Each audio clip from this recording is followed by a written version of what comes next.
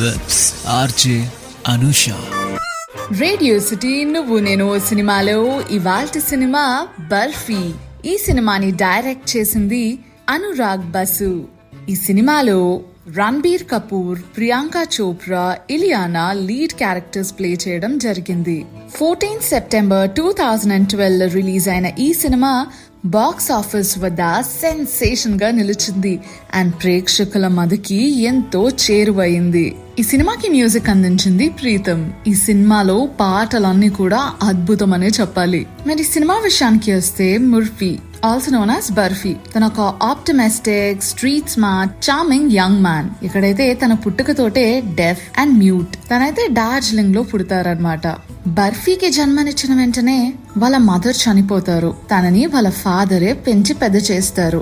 Well, చెప్పాలంటే Barfi is known as a trouble maker. తను lamp posts ని కట్ చేసేవాడు, ప్రాక్టికల్ జోక్స్ ఆడేవాడు and is chased by inspector Sudhanshu Dutta, local police officer అన్నమాట.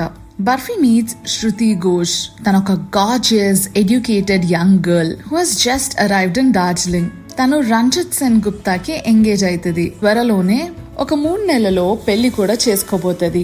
But Barfi is immediately smitten with Shruti. Shruti కూడా బర్ఫీతో ప్రేమలో పడిపోద్ది. కానీ శృతి వాళ్ళ మదర్ తనని కలవడం తగ్గించమని చెప్తారు. ఎందుకంటే ఆవిడ అనుకుంటారు శృతిని ఆ అబ్బాయి ఏం సరిగ్గా చూసుకోలేడు with his disabilities and lack of money అని చెప్పి. శృతి అన్విల్లింగ్ గా వాళ్ళ మదర్ అడ్వైస్ తీసుకుంటారు. Marries Ranjit and leaves the town. Barfi నుంచి అన్ని కాంటాక్ట్స్ కట్ చేసేసుకుంటది. మీన్ వైల్ బర్ఫీ వాళ్ళ నాన్నగారు కిడ్నీ ఫెయిల్యూర్ తో సఫర్ అవుతారు and Barfi is compel to somehow raise the amount of 7,000 rupees for his surgery. ఆ టైంలో అది చాలా చాలా ఎక్కువ. తను బ్యాంక్ కి కన్నం వేయాలనుకుంటాడు గానీ హీ ఫెయిల్స్ ఇన్ ఇట్. అప్పుడు డిసైడ్ అవుతాడు to kidnap Jhilmil Chatterjee, his autistic childhood friend, a wealthy heiress of her grandfather fortune, for a ransom. కానీ he gets to know that Jilmil has already been kidnapped and వాళ్ళ father police complaint కూడా ఇచ్చినారు అని చెప్పేసి. దత్తా నుంచి ఈ bank robbery కేసులో బర్ఫీ తప్పించుకుండగా జిల్మిల్ ని ఒక వ్యాన్ లో చూస్తాడు. ఆ తర్వాత ఏమైంది? జిల్మిల్ ని అక్కడి నుంచి తీసుకువెళ్ళిపోతాడా, తనే కిడ్నాప్ చేస్తాడా, లేదా వాళ్ళ ఫాదర్ కి అప్ చెప్పేస్తాడా? ఇదంతా తెలుసుకోవాలంటే సినిమాను ఒకసారి రిపీట్ చేసుకోవాల్సిందే.